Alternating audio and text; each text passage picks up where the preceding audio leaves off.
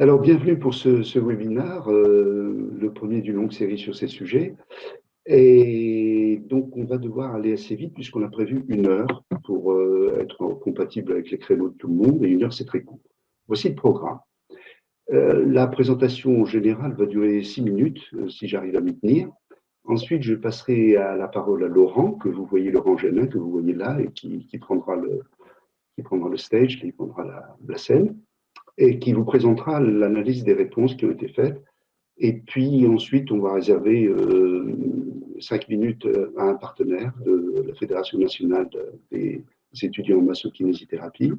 Et on passera aux questions-réponses, qui est la partie la plus importante. Voilà. Alors, mes petites 6 minutes. Qui sommes-nous? Une association toute jeune, elle est déclarée depuis le mois de mars, à but non lucratif. Ça, on insiste beaucoup là-dessus, à but non lucratif. Par exemple, nous réfléchissons depuis peut-être 3 ans à toutes ces questions-là. Nous sommes déclarés que depuis quelques mois. Et tout ce que nous avons fait jusqu'à aujourd'hui, aussi bien les préparations du webinaire, les études préalables, les locations de salles, etc., a été fait sur nos deniers. C'est bien une association à but non lucratif. C'est un think tank, mais qui va un petit peu plus loin que le think tank, puisque ce qu'on souhaite faire, c'est passer à l'action. C'est pas seulement penser.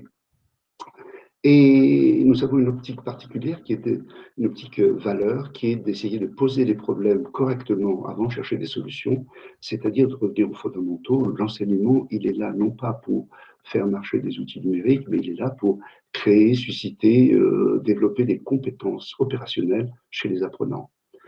Le positionnement que nous avons est transversal, neutre par rapport à l'ensemble des parties prenantes. Nous sommes au sein de notre noyau dur actuel et puis de l'association d'une façon générale, elle est ouverte à tout le monde. Au sein de cette association, il y a des représentants, il y a quelques enseignants, il y a des gens qui ont été responsables pédagogiques, qui sont responsables pédagogiques, il y a des commanditaires industriels, il y a des représentants d'un peu toutes les parties, de tous les acteurs de cet écosystème. Nous n'avons rien à vendre, c'est important de le dire. Pourquoi un questionnaire? Le confinement a eu un effet extraordinaire, c'est qu'il a forcé tout le monde à passer à un enseignement à distance. L'enseignement à distance, on en a fait depuis plus de 50 ans en France. Par exemple, l'école universelle faisait de l'enseignement par correspondance. Mais là, c'est l'enseignement à distance avec du numérique. Ça a été fait un peu dans la précipitation, mais ça a été généralisé. L'expérience a eu des hauts et des bas et tout le monde a eu besoin et a encore besoin d'en parler, aussi bien les étudiants que les enseignants, que les décideurs aussi, les patrons d'établissements.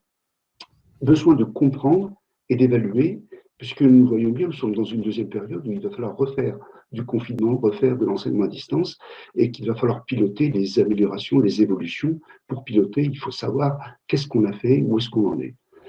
Si nous avons une connaissance d'un certain nombre d'études, d'enquêtes qui ont été faites par des établissements, par des groupements d'établissements, mais dans l'ensemble, ce qu'on a vu était assez décevant, c'était très peu de questions, c'était assez marketing, c'était surtout très technique. Alors que nous, on pense que le problème n'est pas forcément technique. Et nous avons cet avantage d'avoir un positionnement qui n'est pas lié à un établissement, qui est un positionnement neutre qui nous semblait avantageux. Le déroulement, on s'est fixé une cible, l'enseignement supérieur, bien que tous les enseignements nous intéressent. C'était le plus simple, c'était celui qui nous était abordable. Le champ d'investigation, c'était pour démarrer les établissements dans lesquels nous intervenons les uns et les autres, et où nous avons des relais. Et nous avons mis sur pied un certain nombre d'hypothèses de départ que Laurent va vous rappeler, et des modalités d'administration du questionnaire. On a fait le choix d'une plateforme accessible, publique, avec des questions non verrouillées, et il y a une seule question qui est obligatoire, donc la possibilité de ne pas répondre. Des partenaires, nous avons noué des partenariats, je vous en reparlerai plus tard, et nous avons démarré avec 2 handicaps. Le premier handicap, c'est que nous ne sommes pas connus, évidemment, c'est une jeune association. Et le deuxième handicap, c'est que dans ce microcosme, il y a un temps de réaction qui est extrêmement lent, le microcosme de l'éducation nationale. Donc, arriver à toucher les bons relais, à faire se déclencher les bonnes volontés, ça a été assez difficile. Derrière ça, il y a eu aussi une certaine méfiance de la part des établissements, avec une crainte que cette association inconnue ne fasse une étude comparative avec des classements, avec des comparaisons entre établissements qui auraient pu être en défaveur de tel ou tel autre, ce qui n'était pas du tout notre objectif, mais il y avait cette crainte-là qu'on n'a pas bien mesurée. Donc, on est tombé sur des blocages quand on a voulu diffuser notre questionnaire avec quand même un réseau important. On était capable de toucher pas mal de monde, par exemple la conférence des grandes écoles, mais c'est tombé dans un grand trou à cause de ces réactions de silence. Et la première phase a été relativement décevante, ça a été long monté. Donc la stratégie que nous avons adoptée, c'est d'essayer de passer à un mode viral avec une petite vidéo, avec des diffusions un petit peu diverses et variées, notamment au syndicat. Ça n'a pas encore porté ses fruits, enfin ça a porté ses fruits partiellement, et j'y reviens. Alors l'analyse des réponses, je vais te passer la parole, Laurent.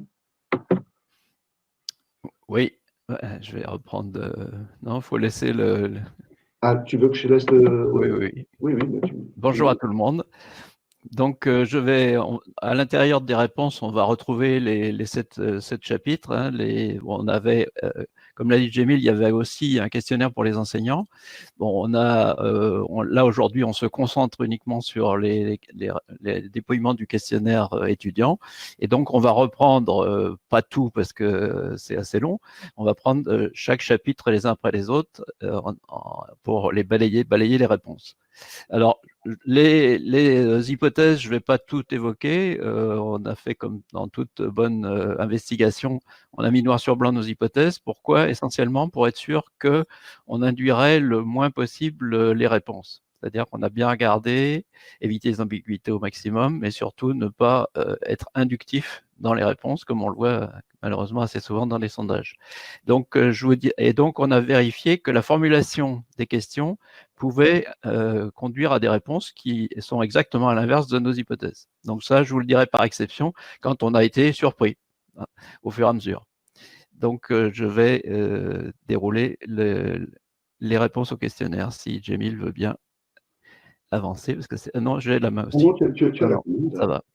Alors, déjà, l'échantillon, il est, comme l'a dit Jamil, il n'est pas énorme, mais quand même, il y a des établissements qui ont des chiffres tout à fait significatifs. Donc, on pouvait quand même, compte tenu des contributeurs assez importants, on pouvait en tirer des conclusions. Alors, il ne faut pas en tirer plus qu'il ne peut en donner, à savoir que la mise en relation, des relations multiples, etc., ça ne peut pas fonctionner parce que l'échantillon est trop petit, on tombe avec des effectifs dans des cases où ce n'est pas significatif. Donc, mais avec ce que j'ai montré, je pense que je vais déjà déborder le temps qui m'est imparti probablement. Excuse-moi, Laurent, j'ai oublié de dire une chose importante, c'est que les slides que vous voyez là, les vues que vous voyez, sont à votre disposition, vous allez les avoir. Donc, si vous ne distinguez pas clairement certaines choses, vous inquiétez pas, vous allez pouvoir. Laurent va parler des tendances, mais pour le détail, vous pourrez le consulter. Excuse-moi. Donc, on a vu le chiffre un peu moins de 200. Le niveau d'études est assez varié, mais enfin avec quand même une concentration d'étudiants qui ont bac plus 4 et 5 et plus. Donc, mais il y a également représenté des étudiants moins avancés. Donc, on a des licences, des masters de différents niveaux. Les grands chiffres sont toujours importants, mais il y a des petits chiffres qui parlent. Et là, ici, on avait posé la question de savoir si le niveau d'études préalable causait des difficultés dans certaines disciplines ou pas. Donc, on voit que dans la majorité des cas, ça pose pas de problème ou ça pose dans une ou deux matières. Mais il y a le chiffre de 5% qu'il faut retenir. C'est les gens qui se déclarent en très grande difficulté. Alors, ceux-là, on peut vraiment se poser la question, quand on fait de l'enseignement à distance, comment les identifier suffisamment rapidement et comment les aider. Parce qu'à distance, on ne repère pas forcément des décrocheurs potentiels parce qu'on ne les voit pas, tout simplement. Donc, ce n'est pas évident à repérer. Donc, c'est un chiffre qu'il faut retenir, même si c'est 5%, mais 5%, c'est significatif en termes de décrochage. Alors, l'âge moyen, on voit qu'il y a deux catégories, hein, ce qui n'est pas surprenant. Il y a une partie d'étudiants qui est en formation initiale et l'autre partie qui est en formation continue. Donc, ce qui explique, là, ici, vous avez l'âge moyen. Alors, le temps de transport, ça nous a un peu surpris.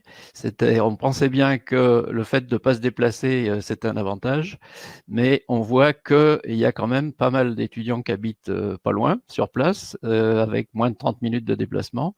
Mais en fait, tous disent que gagner du temps de transport, même moins d'une demi-heure, c'est quelque chose d'important.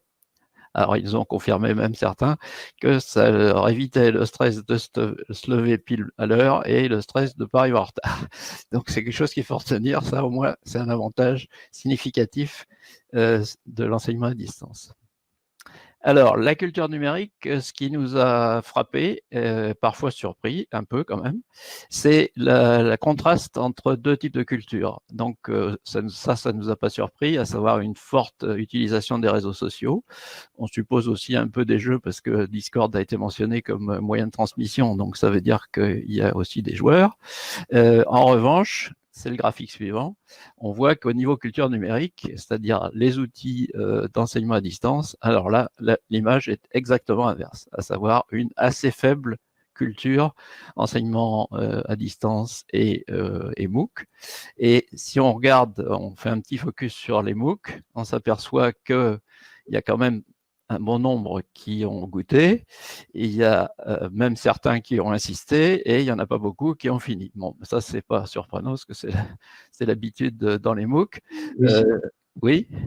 Si on peut revenir juste une seconde sur le précédent, Oui. je pense qu'il y a une chose qu'il faut qu'on dise. Non, j'ai été trop vite ou c'est toi qui as été trop vite, c'est juste celui-ci. Voilà. Sur la droite, vous avez indistinct la liste des établissements qui constituent l'échantillon. Nous n'avons affiché ces établissements que sur 2 slides et le but étant pas de comparer, mais par contre, on a cette base de données qui pourrait être demain une base plus conséquente et avec des filtres, on peut très facilement faire l'analyse établissement par établissement. On voit quand même que 47% de gens qui n'ont jamais touché à des outils UAP, c'est impressionnant.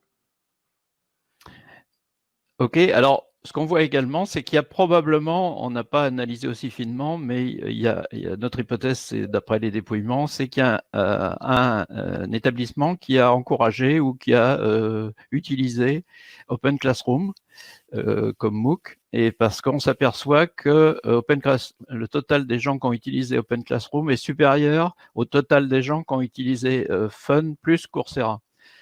Donc ça évidemment, ça nous a surpris, mais c'est probablement le fait que un des établissements d'enseignement de gens qui ont répondu a dû avoir un accord avec Open Classroom. Ok, sans minimiser les mérites d'Open Classroom qui est très, très dynamique.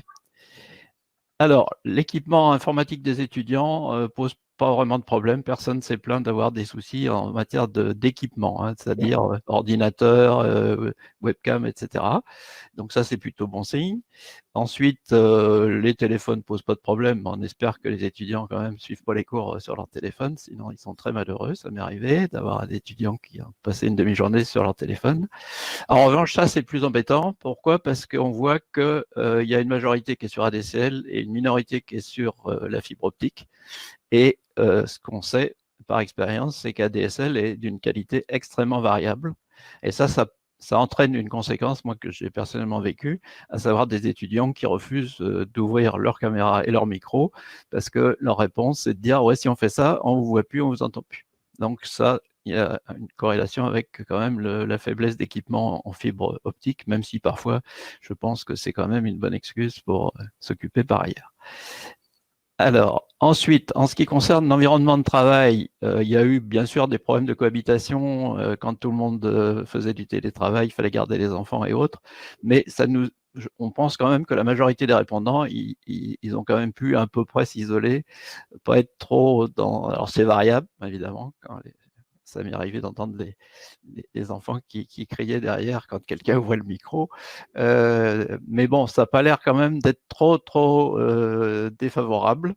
En revanche, ce qu'on a relevé, c'est que les établissements, il y a très peu d'établissements qui se sont enquis de savoir si les étudiants avaient des conditions matérielles acceptables. Bon, il n'y a pas eu de cas sauf un très faible pourcentage de personnes qui ont demandé un prêt de matériel. Alors, en ce qui concerne le déroulement, vous lirez tranquillement les chiffres, mais pour résumer, on voit que habituellement, le plus fréquent, c'est la vidéo de l'enseignant, de l'animation et des chats. Ça, c'est le fondamental principal, avec le recours à du matériel par ailleurs. Alors, en ce qui concerne les améliorations apportées, qu'est-ce qu'il faudrait faire pour que ça marche? Excuse-moi Laurent, il faut que je rappelle qu'on a arrêté l'échantillon, cet échantillon des 200 premiers, on l'a arrêté au 16 juillet pour avoir la première réaction à chaud. Voilà. Alors, qu'est-ce qui pourrait améliorer? Qu'est-ce qui pourrait améliorer? Bon, on n'est pas surpris si on l'utilise plus souvent. Donc, la deuxième vague, ça devrait marcher mieux de ce point de vue-là. À défaut de marcher mieux pour la santé, ça devrait marcher mieux au niveau de l'utilisation, comment on s'y prend, etc., etc. Mais ce qui frappe, c'est le souhait des apprenants, des étudiants, d'avoir une meilleure formation des enseignants. Alors ça revient tout à fait majoritairement avec beaucoup et moyennement, on arrive à 77%. Le message est quand même très très clair, c'est s'il vous plaît, quand vous aurez le temps, parce que là vous aviez été pris au dépourvu, mesdames et messieurs les enseignants, s'il vous plaît, formez-vous à l'enseignement numérique. Ce qui n'est pas gagné d'avance pour l'instant en tout cas. Chacun étant parti en vacances après le premier confinement. Donc, les autres types d'améliorations, là aussi, ça ne nous a pas surpris, c'est le message et porte surtout, il y a bien sûr sur les outils, la communication, parce qu'il y a eu des choses un peu chaotiques au démarrage, mais ce qui est visé principalement comme cible d'amélioration, c'est l'adaptation pédagogique. À savoir que a fallu transposer brutalement des cours en présentiel, les transformer en cours en distanciel. Ça demande, si on veut vraiment faire le travail correctement, beaucoup de temps, beaucoup de moyens, ce qui n'était pas possible. Donc là, c'est souligné en rouge. Et les deux autres axes d'amélioration, c'est de pouvoir s'adapter sur l'individualisation des parcours. Donc là, il y a aussi un très bon score à 74. Et d'autre part, d'améliorer la possibilité des travaux de groupe qui n'étaient pas toujours bien organisés avec le matériel qui va bien, parce que là aussi, pour faire travailler les gens en groupe, encore faut-il pouvoir les alimenter avec des ressources pédagogiques adaptées. Ensuite, le ressenti, alors cette fois-ci en termes d'efficacité d'une part et d'agrément d'autre part, de plaisir, et de savoir si les étudiants avaient été surpris. Donc ce qu'on s'aperçoit, c'est quand même que le sentiment est majoritairement défavorable, aussi bien au point de vue d'efficacité, un peu moins au niveau de l'agrément, et que ça n'a pas été une surprise. C'est-à-dire que les trois quarts s'attendaient à ce que l'enseignement à distance soit moins efficace et moins agréable, et même sentiment chez les enseignants. Alors maintenant, on peut comparer le ressenti entre le ressenti individuel et qu'est-ce que les répondants pensent de l'appréciation des autres étudiants ou des enseignants. Alors là, on voit, c'est assez classique, on voit une amplification, c'est-à-dire que moi, je m'en sors pas trop bien, mais quand même pas trop mal. Mais alors les autres, qu'est-ce qu'ils ont dû subir? Et alors les profs, alors là, c'est épouvantable, ils ont dû vivre une vraie galère. Il faut dire que quand ils voyaient comment on démarrait pour se brancher et comment on était assez maladroit à utiliser les outils, ça ne m'étonne pas qu'ils ont pensé qu'on était carrément dans le feu. Donc ça, on voit la différence entre le ressenti individuel et ce qu'on pense que les autres ont ressenti. Le retour des enseignants là-dessus, ils sont légèrement décalés, c'est-à-dire qu'ils ont la même perception, ils sont à 60-40, que c'est pas très bon, mais c'est pas catastrophique non plus, mais ils ne sont pas du tout aux 70 et au-delà que leur attribuent les étudiants.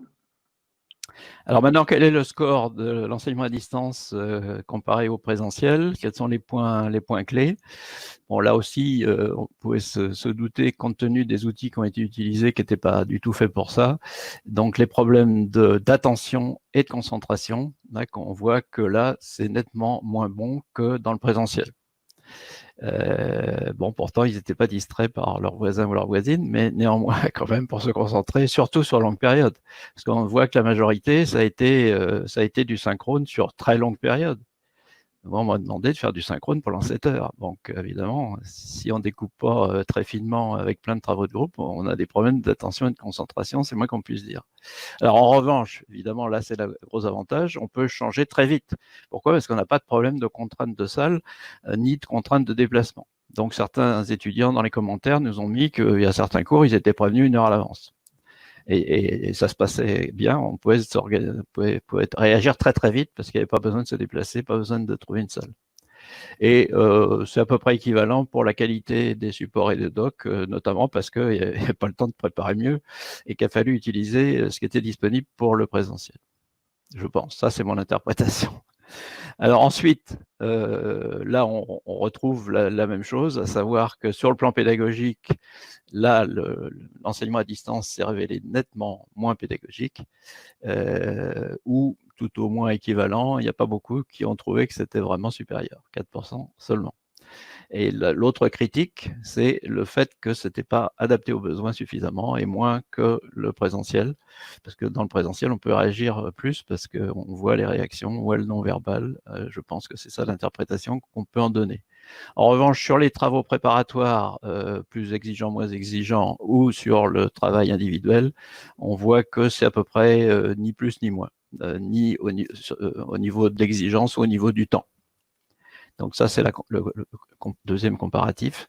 Troisième comparatif, là, on voit que en ce qui concerne les travaux de groupe, ça se répartit relativement au niveau du temps qu'il faut y consacrer ou au niveau de l'efficacité.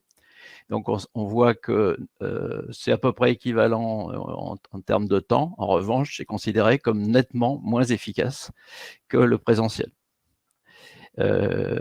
L'autre point, c'est que la durée du contrôle, c'est plutôt moins gourmand, ça peut aller plus vite ou c'est équivalent. En revanche, évidemment, on pensait que là, la fiabilité des contrôles, c'était nettement moins fiable. Ça nous a un peu surpris parce que c'est pas si violent qu'on aurait pu le penser quand on faisait l'hypothèse, à savoir que j'imagine que les étudiants estiment qu'ils ne trichent ni dans un cas ni dans l'autre et que donc il y a beaucoup de nini, bien sûr. Je pense quand même que à distance, évidemment, si on n'est pas rigoureux, on peut être un peu plus tenté. Parce qu'on n'a pas violemment utilisé des moyens de contrôle, étant donné que, sauf si c'est diplômant actuellement. Alors ensuite, la quatrième comparaison, c'est en ce qui concerne les interactions entre étudiants. Donc là, on a des recoupements avec plusieurs réponses qui disent que là, c'est nettement moins bon. Alors, on peut penser qu'il y a effectivement beaucoup d'échanges formels et informels lorsqu'on est en présentiel, mais c'est recoupé également dans le fait qu'il y a peu d'interactions en temps réel, notamment par des questions d'étudiants à étudiants. Les chats ou les interventions orales ne se font pas très facilement entre étudiants. Ça se passe toujours essentiellement entre le prof et quelques étudiants. En ce qui concerne la confiance, on pensait qu'il y aurait une chute un peu plus forte. Donc c'est quand même, bon, partiellement, plutôt oui. Oui, ça a quand même touché la confiance avec les enseignants. Et ceci se recoupe avec une dégradation très nette de la relation qui est moins bonne en distanciel qu'en présentiel, la relation entre les étudiants et les enseignants. Donc ça se recoupe parce que ça joue sur l'autre. Pour être objectif, on n'a pas de graphe de l'établissement de la confiance dans le présentiel. Non, c'est le ressenti, c'est uniquement le ressenti de ceux qui ont répondu et qui disent voilà, c'est ce qu'on pense, hein, c'est tout. On peut pas aller plus loin. Après, c'est des interprétations, mais qui peuvent être sauvages parce qu'il faudrait les recouper ou au moins faire des entretiens de validation pour en savoir un peu plus. Là, on projette un peu nos propres expériences, bien sûr. Ok. Ensuite, Alors, les impacts négatifs, je ne vais pas tous les commenter. Il n'y a pas de catastrophe puisque vous voyez l'échelle sur le côté. La moyenne, c'est 1,5, donc il n'y a pas beaucoup de choses au-dessus de la moyenne pour souligner des impacts négatifs, mais enfin, il y en a quand même un bon paquet. Et ce qu'on peut noter, par exemple, dans la maîtrise des outils, ben, on voit qu'il n'y a pas d'impact vraiment négatif ressenti par les étudiants pour eux-mêmes. En revanche, ils estiment que là, alors, la maîtrise par les enseignants est totalement insuffisante. Donc, on voit qu'il y a 0,9 et 1,4. C'est un peu, ça recoupe ce qu'on a dit tout à l'heure. Et puis, bon, ici, il y a quand même un bon paquet de choses qui sont quand même pas loin pas loin de la manière. On a vu tout à l'heure la qualité avec la relation avec les enseignants qui, elle, là, est considérée comme tout à fait en impact négatif. Alors, du côté des avantages, on voit que les avantages sont assez répartis, mais il y en a un qui se détache violemment, qui recoupe ce que j'ai dit au démarrage, à savoir que les étudiants apprécient particulièrement de ne pas se déplacer. Ça, c'est Pour ceux qui habitent à moins de 30 minutes. Hein, y compris à ceux qui ont moins de minutes, parce qu'ils peuvent ne pas avoir fini leur toilette ou pas s'être habillés correctement. Ils ont dit que pour eux, c'était très important et de ne pas avoir le stress du transport et le stress de ne pas arriver en retard. Cela dit, il y en a dans la population qui ont plus d'1h30 de transport. Alors cela, on peut imaginer qu'ils considèrent que c'est un avantage absolument extraordinaire.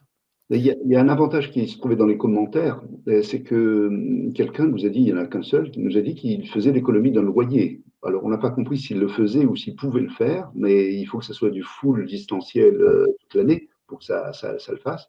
Mais c'était intéressant. Voilà, il se projetait sans doute. Oui, mais il n'y en a qu'un. Alors, il a dû avoir quelques cours seulement distanciels.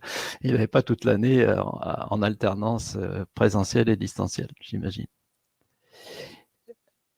Alors, qu'est-ce qui a manqué le plus? Il y en a un bon paquet, hein. Donc, c'est réparti sur beaucoup de choses.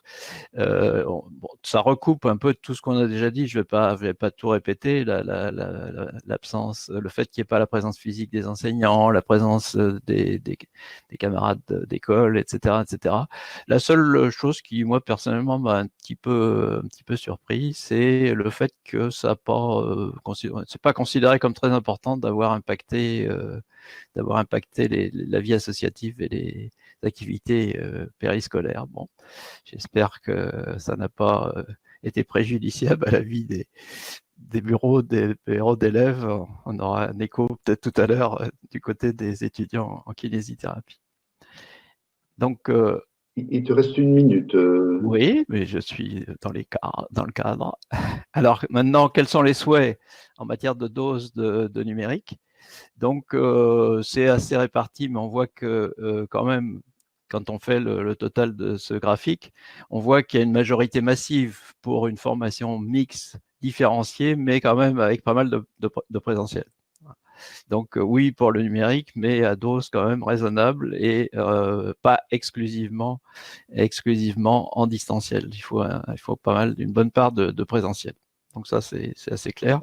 Et ça se recoupe aussi évidemment avec la qualité actuelle de l'enseignement à distance. L'opinion pourra changer à l'expérience si ça s'améliore, bien sûr. Alors, la vision prospective, eh bien, elle est tout à fait équilibrée. Il y a égalité parfaite entre trois choses qui étaient suggérées. L'intégration de réalité virtuelle augmentée des jeux, etc. On a vu qu'il y a quelques répondants qui ont des casques de réalité virtuelle, donc ils sont déjà équipés. L'autre point, pardon? Il y en a que 6. Oui, bon, quand même. Classe renversée, co-construire 33. Moi, personnellement, j'ai été surpris. Pourquoi? Parce que quand j'ai abordé la chose comme ça avec les étudiants, ils étaient complètement déboussolés en disant, attendez, c'est vous le prof, vous dites ce que vous savez, ce qu'on doit savoir, puis voilà. Quand je leur ai dit, bah oui, mais c'est quoi les objectifs, quelles compétences vous voulez avoir, etc. Manifestement, ils n'étaient pas dans la case 33%, ou ils n'avaient peut-être pas très bien compris la question, je ne sais pas. Et puis par ailleurs, la personnalisation obtient aussi un score d'un tiers. On voit que c'est assez équilibré dans les propositions qui ont été faites, les réponses sont assez bien réparties. Voilà. Donc, Bien, on verra s'il y a des questions. Bien sûr, je reviendrai sur les graphiques où je suis Laurent. passé peut-être un peu vite. Donc, le premier pas dans ce questionnaire fin juin, fin juin, début juillet, a permis de collecter un certain nombre d'informations. En termes qualitatifs, on a vraiment qualifié le questionnaire au-delà des tests que nous avions pratiqués. Ça fonctionne, c'est long, mais ça ne rebute pas les gens. On annonce la longueur au départ en disant qu'il faut 20 minutes pour les étudiants et 25 minutes pour les profs. Et bon, aller au-delà. Évidemment, sur 200 questionnaires, on ne peut pas faire de statistiques fines et surtout pas de croisées. Alors, notre second objectif, c'est d'aller à 2000 avec nos partenariats et notamment avec la Fédération des étudiants en massokinésithérapie. Et au-delà, ce qu'on vise, nous, c'est 20 000 avec des partenariats dans des grandes écoles, dans des établissements d'enseignement supérieur un peu répartis en France, avoir quelque chose qui soit statistiquement réellement significatif au niveau national. Donc, je vais passer la parole à la vice-présidente de cette fédération, la FNEC. Donc, Lucie, je viens de vous inviter. Vous allez apparaître en bas si vous avez une caméra, mais en tout cas, vous allez avoir le micro. Nous pratiquons cet outil Livestorm depuis assez peu de temps, donc je ne sais pas le délai de passage on stage. Se prépare, Lucie se prépare, je vois.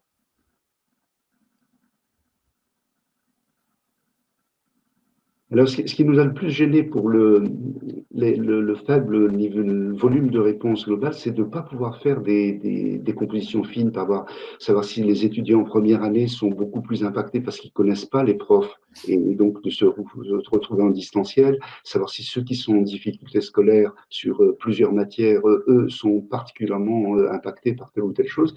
C'est un peu… Bon, je vais passer la parole à Lucie. Je vous en prie, Lucie. Bonsoir, j'espère que vous m'entendez bien. Attendez, je vais… Voilà. Voilà. Parfait. On vous entend et on vous voit. D'accord, parfait. Je vais me présenter d'abord. Moi, c'est Lucie Gilbert. Je suis la vice-présidente en charge de l'enseignement supérieur à la FNEC, donc la Fédération des étudiants en kinésithérapie. On est une association qui représentons les 12 000 étudiants kinés de France. On mène des actions pour l'amélioration de la qualité de vie, de la cohésion sociale, du bien-être des étudiants et toute autre problématique que peuvent rencontrer les étudiants en kinésithérapie. Nous, on a un réseau qui est assez important et assez dynamique. Le confinement a touché notre formation qui est très pratique par rapport à d'autres formations de l'enseignement supérieur où il va y avoir certains TP en présentiel, mais qui peuvent être enseignés en distanciel assez simplement. Donc, quand le GREN nous a contactés, on a trouvé ça très intéressant d'échanger avec eux pour pouvoir avoir un questionnaire et des chiffres sur le réel impact de l'enseignement à distance.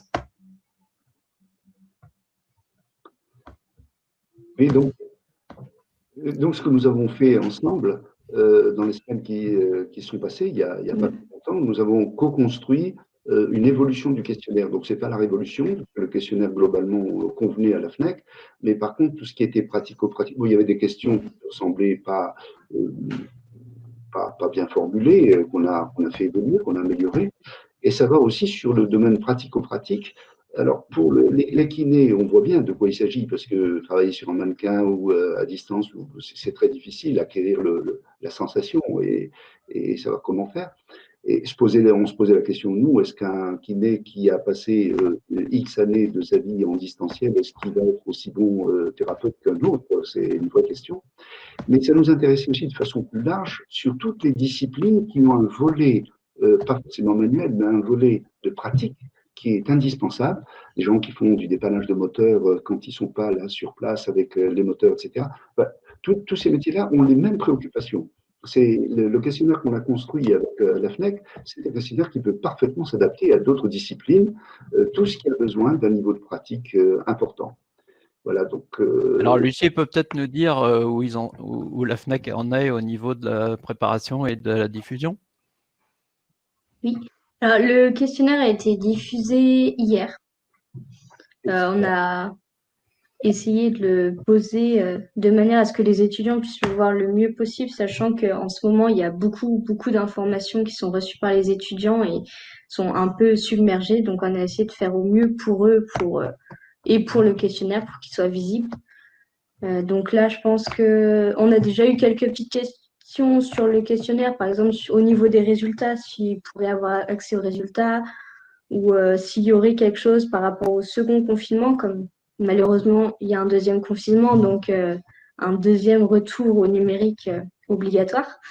Et je pense que on va avoir pas mal de réponses. 2000, je ne sais pas, ça Arrive, va être selon les étudiants, mais ça va arriver. je vois passer les réponses là, par dizaines là. Donc, ça va démarrer.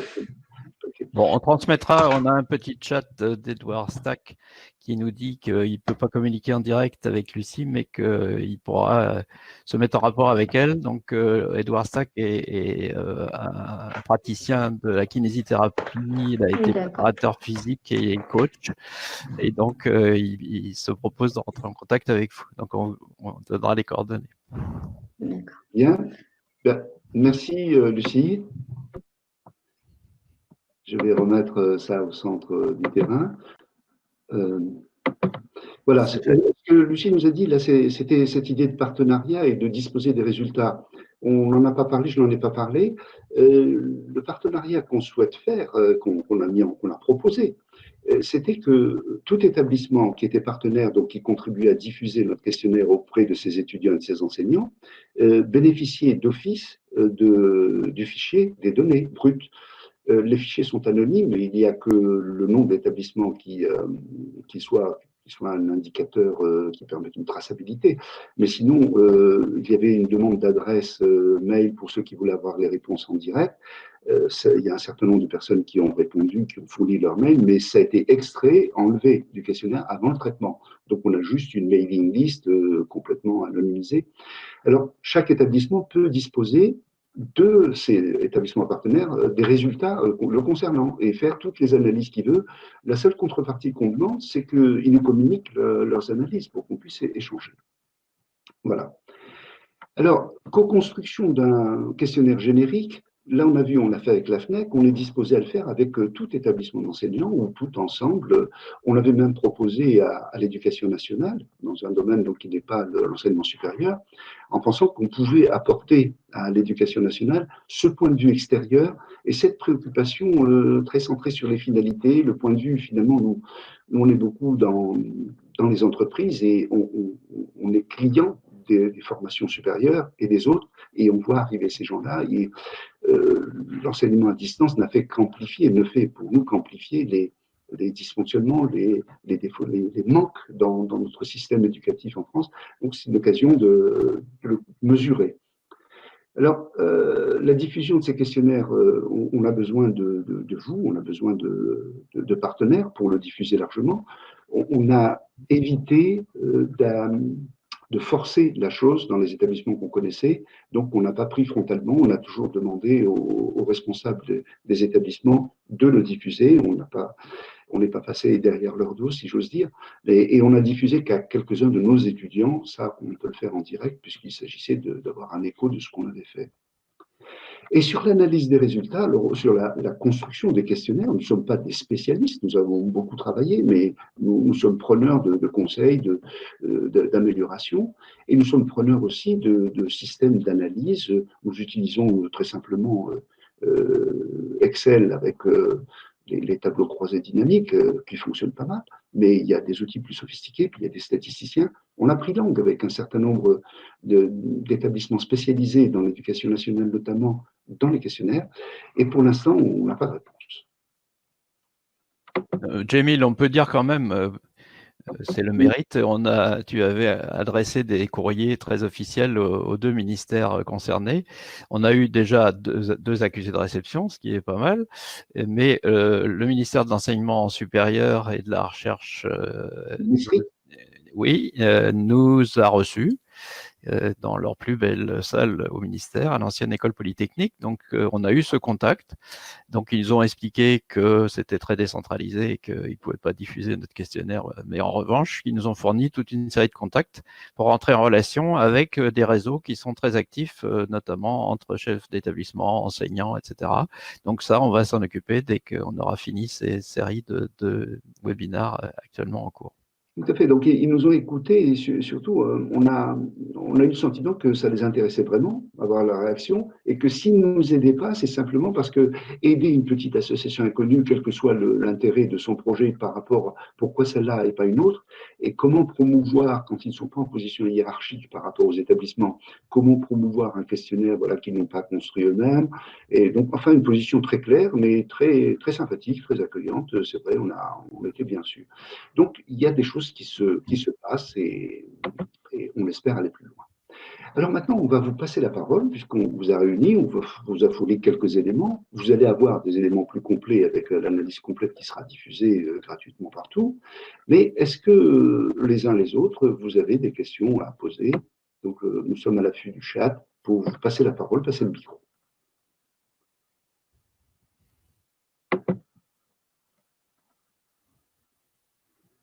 Alors, enregistrez-vous le temps. Je vois une question de Fanny. Le webinaire est enregistré. Je ne sais pas si ça répond à sa question, mais il est enregistré et vous allez disposer de l'enregistrement, bien entendu, à la fin du webinaire.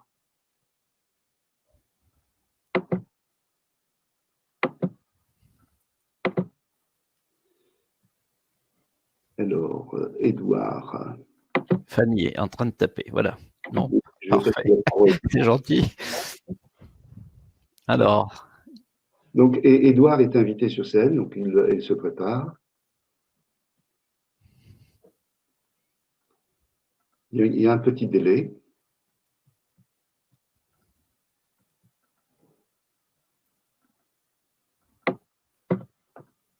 Le webinaire a des outils pour les présentateurs, des petits tableaux qui affichent attention, vous allez être sur scène dans tant de secondes, peignez-vous, n'oubliez pas de sourire. Donc, peut-être qu'Edouard est en face de ces écrans-là.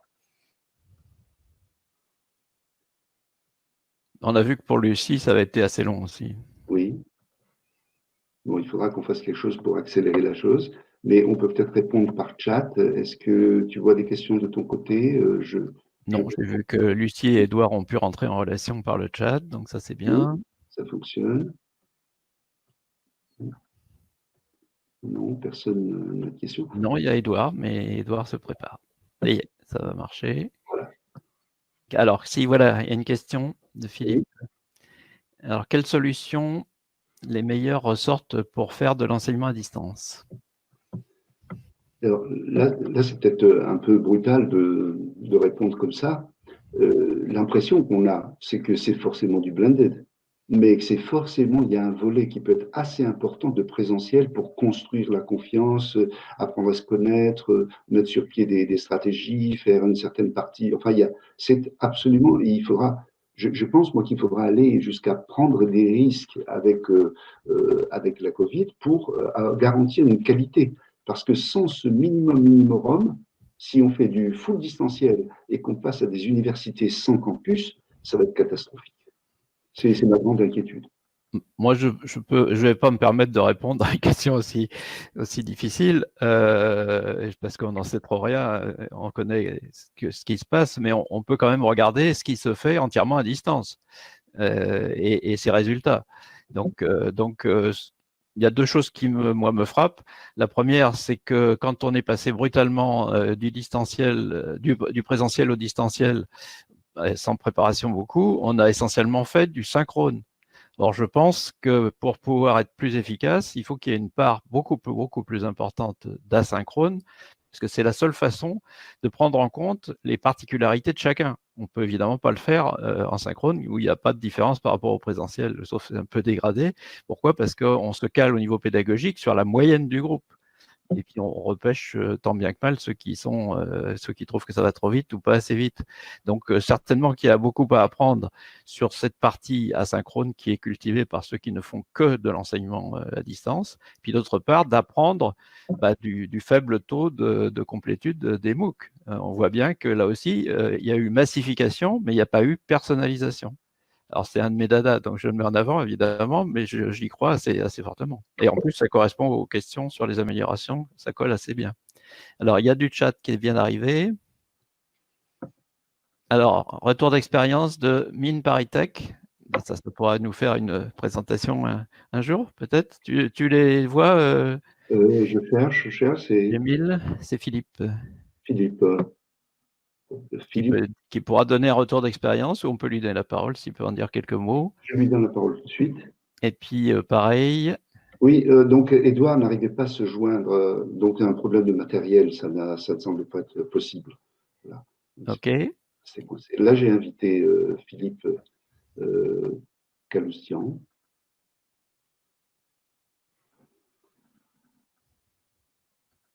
Très bien.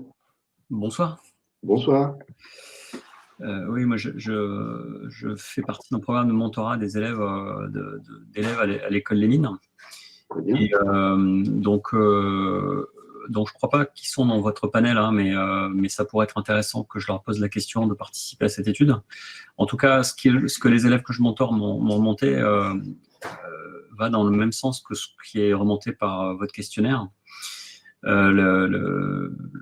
Juste après le début du confinement, le premier réflexe des profs, ça a été on prend un abonnement Zoom, ou je crois que c'est Zoom qu'ils utilisent à l'école des mines, ou enfin peu importe la rigueur, ou Teams, et on transpose in extenso le cours en présentiel en cours en visio.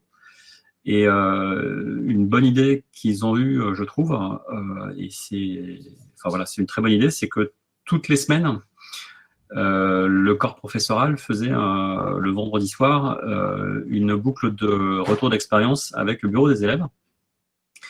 Et au bout d'une semaine, le bureau des élèves leur a dit c'est une catastrophe, les cours en visio, faut à tout prix arrêter ça. À la fin de la journée, on est rincé, l'attention ne se fixe pas. Et puis un cours en présentiel, on a un engagement social vis-à-vis du prof qu'on voit et qui vous voit. On a une espèce de, si on a fait l'effort de venir en amphi, on a une espèce d'engagement moral de suivre le cours, et donc une espèce d'engagement moral à être attentif. Alors que quand on est dans la maison des élèves, avec, comme vous le faisiez remarquer très justement, une qualité de connexion qui dépend de si on a la fibre ou pas, ou si on a la 4G qui marche bien ou pas. Et donc, ils sont très très vite passés à du blended, ce qui a obligé les profs, pour le coup, à revoir leurs cours. Oui. Ça nécessitait beaucoup de temps, un certain nombre de semaines d'adaptation de la part des profs. Et le résultat à la fin qui leur a paru bien fonctionner, c'est les profs diffusent un certain nombre de contenus avant les cours. Les cours en visio sont très significativement réduits en durée par rapport aux cours en présentiel. C'est-à-dire que là où il y avait un amphi de 2 heures ou des petites classes de 2 heures qui étaient prévues, c'est réduit à 45 minutes. Et par contre, il y a des cours asynchrones ou synchrones, mais avec des outils de collaboration où vous avez un prof de petite classe qui voit tous les élèves travailler et qui peut intervenir en chat individuellement. Oui. Donc, alors moi, je ne sais pas si c'est la meilleure pratique qui ressort, mais en tout cas, au bout de quelques semaines de ce régime-là, bien entendu, ils étaient ravis de retourner à l'école. Et pour rien au monde, ils auraient voulu continuer à faire du full distanciel, parce que j'imagine que quand on rentre dans une grande école, c'est pas pour la faire à distance, c'est pas pour faire un mock. Mais en tout cas, ils ont trouvé un modus vivendi relativement acceptable. Ouais. Voilà, et là, pour tout vous dire, ils ont fait les soirées Covid à la rentrée, histoire que toute la promo attrape le Covid. Et donc, toutes les 3 promos ont attrapé le Covid au bar des élèves, aux grandes dames de l'administration de l'école, en espérant que ça ferait une espèce d'immunité. Mais toutes les 3 promos ont attrapé, les 3 années ont attrapé le Covid. Et il y a eu très peu de dégâts puisqu'ils sont jeunes et en dehors de la cible. Voilà, ils ont eu de la chance. J'ai pas entendu dire qu'il y a eu de séquelles quelconques. Mais donc, on peut faire du présentiel, du full présentiel. Voilà, et alors, pour le coup, du coup, je pense qu'ils peuvent être assez extrêmement déçus de la décision du gouvernement que l'enseignement supérieur se fasse en full distanciel, parce que justement, on avait fait ça pour être sûr de continuer les cours en présence. Oui. Et là, j'ai pas rebouclé avec eux depuis une semaine, hein, mais je pense qu'ils doivent être assez déçus. Alors, il y a d'actualités, puisque en ce moment, ils s'accordent des dérogations pour, en particulier, ce qu'évoquait Jamil tout à l'heure, lorsqu'il s'agit de travaux pratiques, Oui. où ils ne peuvent se faire qu'en présentiel. Il y aura des dérogations à condition de travailler en petits groupes et en demi-groupe de salles de TD. Donc ça, c'est en train de s'accorder. Okay. Donc ça, ce serait possible. En ce qui concerne le retour d'expérience des enseignants qui font partie de Graines, on enseigne tous un peu ou beaucoup, on a fait cet effort-là, c'est-à-dire déjà un découpage en tranches beaucoup plus fines, de façon à faire des briques beaucoup plus courtes, parce qu'on ne peut pas garder l'attention aussi longtemps qu'en présentiel, et puis développer considérablement le travail en groupe. Mais encore fallait-il les alimenter en matériel pédagogique.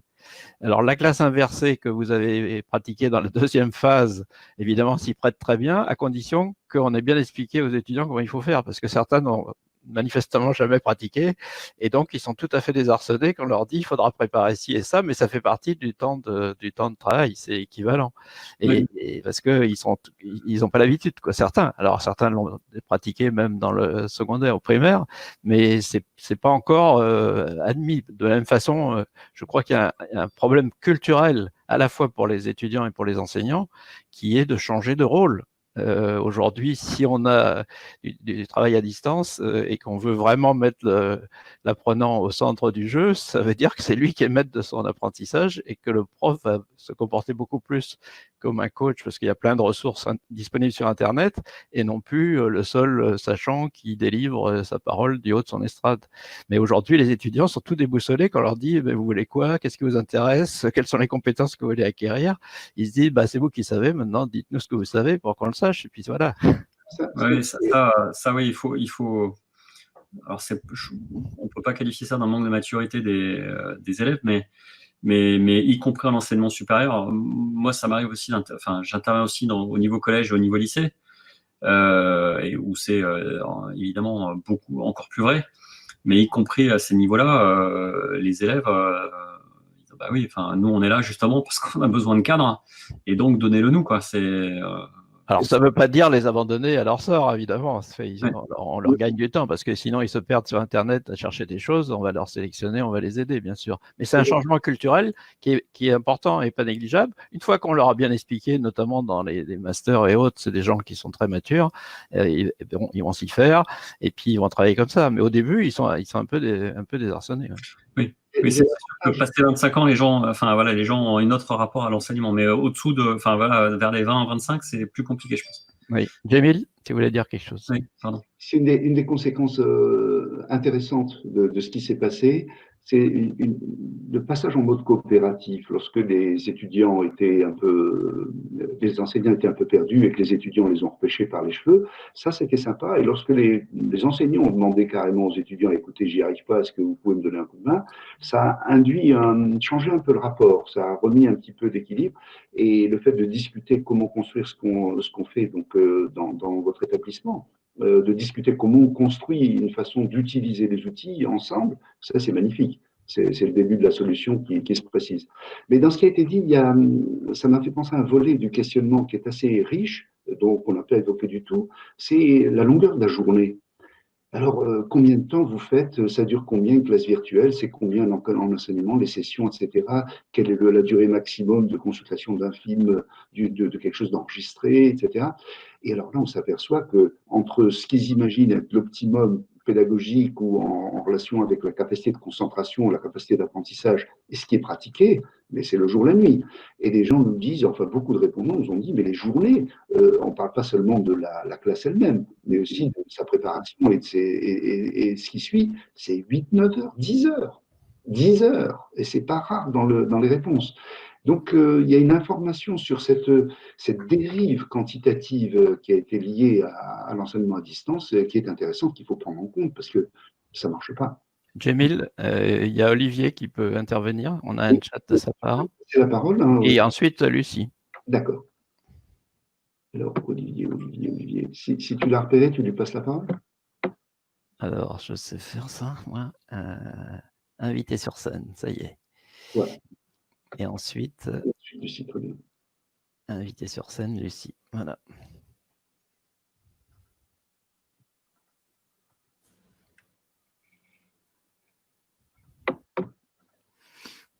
Là, je regrette quand même les plateformes où on appuie sur le micro et c'est instantané. Là, c'est un peu long.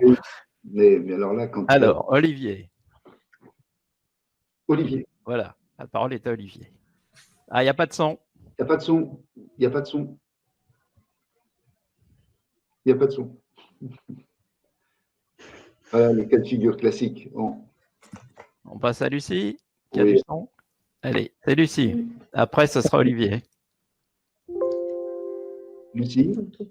Je voulais un peu rebondir sur ce qui a été dit par rapport au fait que les étudiants ont du mal à connaître les objectifs ou à avoir besoin d'un cadre. Je pense que c'est notamment lié au fait que depuis qu'on est à l'école, il y a une pédagogie qui est très descendante et aujourd'hui, peut-être dans l'enseignement supérieur, un peu moins, mais d'un coup d'un seul, passer à une pédagogie très ascendante et ça doit venir de l'étudiant, il doit connaître les objectifs qu'il veut atteindre et tout. Je pense que ça peut expliquer un petit peu la difficulté de l'entrée dans l'enseignement à distance et dans l'appropriation du cours par les étudiants. Tout à fait. Olivier? Pas de son.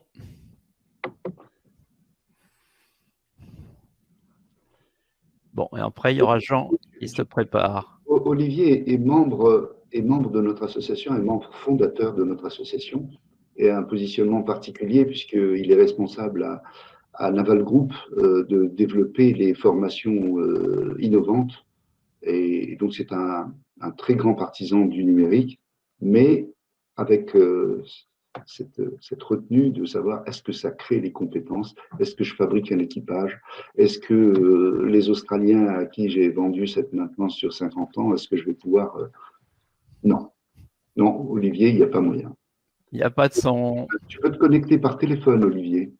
Tu as un téléphone, il y a un numéro de… Il y a Jean qui se prépare. Alors, Jean se prépare.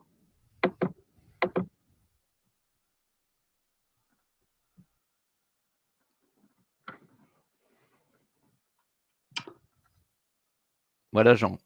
Ah. La parole est à Jean. Est-ce que vous m'entendez? Oui, ça marche. C'est parfait. Non, je voulais juste faire une petite remarque en rebondissant sur ce qu'a dit Philippe. Il faut aussi sérieusement songer à revisiter la programmation des cours et ce qu'on appelle les emplois du temps dans les établissements. Parce que, par exemple, on continue encore de m'attribuer en distanciel des tranches de 4 heures d'affilée, ce qui est complètement incompréhensible, comme si j'avais dû rester sur 4 heures parce que j'avais un trajet et un déplacement à faire. Ça n'a plus de sens. Oui, et des grandes écoles, et pas des moindres, continuent de programmer comme si de rien n'était, comme si tout était en présentiel. C'est totalement délirant. La deuxième chose, c'est qu'en rebondissant sur ce qui était, entre guillemets, reproché aux profs qui n'étaient pas prêts, moi je dirais, sur la base de mon expérience actuelle, que les étudiants ne sont absolument pas prêts non plus. Parce que chaque fois qu'un prof, et c'est mon cas, demande de lire des dossiers avant, même bien condensés, bien réduits, en gros, il y a 2% des étudiants, quand je commence le cours en distanciel, qui ont potassé le truc. Donc, je suis obligé de faire comme si rien n'avait existé et repartir à zéro à chaque fois. C'est-à-dire que toute cette notion de classe inversée, d'une part, et de regarder les choses avant de venir en cours, en distanciel, ça n'existe pas non plus côté étudiant. Ils ne sont absolument pas prêts à ça.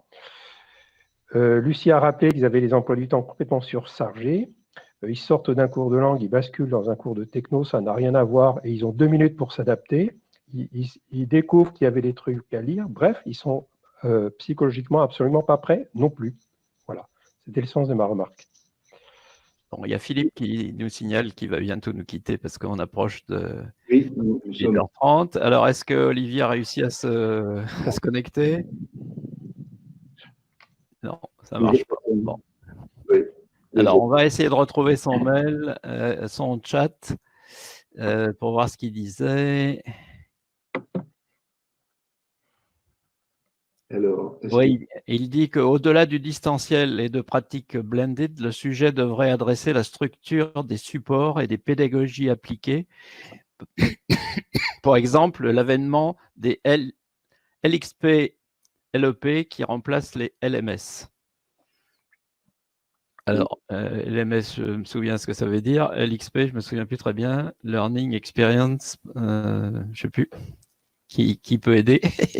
Ou Olivier, déjà, il va nous donner sa définition du sigle. C'est en... Si Olivier peut nous donner... Voilà, Learning Experience Platform. D'accord. Bon, dans le cas de Naval Group, c'est absolument indispensable. D'abord parce que c'est sur une longue période, donc on peut investir parce qu'il faut économiser au maximum sur le récurrent. Et en plus, c'est loin. Et puis, par ailleurs, la compétence qu'on doit acquérir, c'est d'être compétent dans un sous-marin. Donc, je veux dire que là, la sanction elle peut être assez brutale. Donc, Olivier nous a raconté qu'après avoir été très formé par tous les moyens dont il va disposer, notamment en réalité virtuelle, etc., il y a un moment de vérité, c'est la première plongée, et à la fin de la première plongée, le commandant dit un tel, vous retournez à l'école.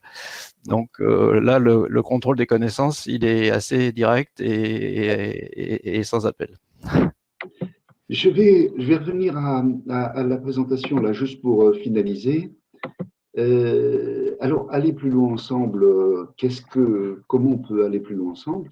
Vous avez un lien d'inscription au webinaire qui a lieu demain, qui est un webinaire à la même heure, et qui est un webinaire qui sera animé par Jean Linchex et puis Sabine Bolquet sur les business models, les modèles économiques de l'enseignement numérique. On voit bien qu'on va dans une direction où les producteurs de valeur, les enseignants, même les établissements, sont en phase de plateformistes et de GAFAM qui sont en train de proposer des choses, et qu'il y a un bouleversement énorme qui se prépare et qu'on n'est pas forcément prêt, qu'on ne le voit pas non plus. Donc, comment ça peut marcher, comment ça évolue. Et vous avez également sur notre site, dont vous avez le lien là, sur cet écran, vous avez des informations sur qu'est-ce qu'on veut faire, au-delà de la petite présentation de 6 minutes, notre manifeste, vous avez nos statuts, un règlement intérieur, vous avez le bureau et des liens vers les questionnaires génériques qui vont vous permettre de voir, non pas l'analyse, puisque ça, vous allez en disposer dans quelques temps, le temps qu'on le finalise, mais de voir les questions et la richesse des questions, et que ça peut peut-être vous interroger, vous engager à promouvoir ce questionnaire ou à le critiquer, parce qu'on est tout à fait preneur de critiques. Donc, lien vers les questionnaires existe sur place. Vous pouvez nous contacter par téléphone, c'est mon numéro qui apparaît, par mail. Et une dernière question, peut-être avant qu'on se sépare, si vous avez... Moi, une petite remarque du trésorier, qui est de dire qu'on vous proposera d'adhérer à l'association, déjà pour qu'on se compte, parce qu'on va bientôt avoir la question, vous représentez combien de divisions, donc il faut quand même qu'on ait des membres, et puis il faut alimenter un petit peu la caisse pour payer les quelques frais qu'on a, même si c'est encore d'une extrême modestie. Donc on va faire un petit bulletin d'inscription, et puis on vous rappellera les conditions d'adhésion. Ça va se faire prochainement. Merci, monsieur le trésorier. Eh bien, je regarde, je vois... Il y a des échanges sur le chat. Bon, j'espère que ça... Je ne vois pas de questions nouvelles, donc on va être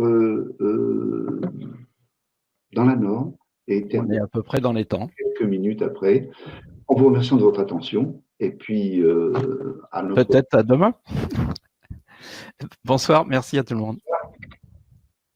N'oubliez pas, vous allez avoir l'enregistrement et puis le document aussi. Et si vous ne l'avez pas, n'hésitez pas à vous adresser à moi.